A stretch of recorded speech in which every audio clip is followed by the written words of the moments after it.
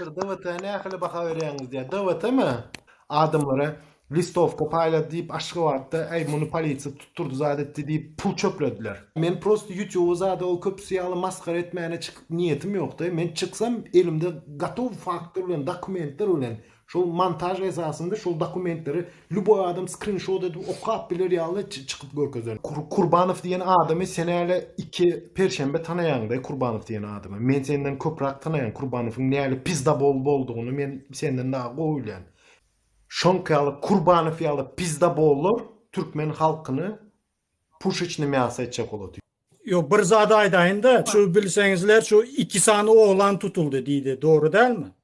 Son bular näme etdi? Ine davay deydi daşar yurttan deydi advokat tutup pul toplap advokat tutup şonu çıkaralı deydi.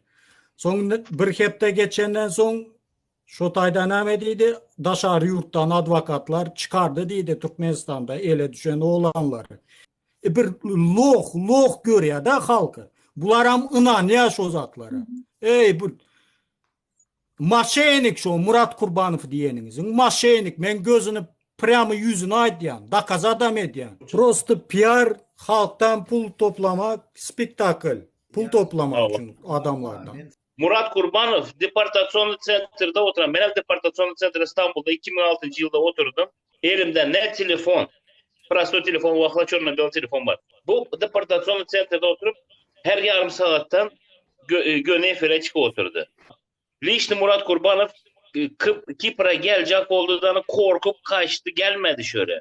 Yatlarınızda olsa başta Murat Kurbanov çıktı da birinci militeleri öldüremiyoruz. Emhamını gömemiz dedi. Sonuna çıktı da $800'dan $1000 içerli aylık veremiz dedi.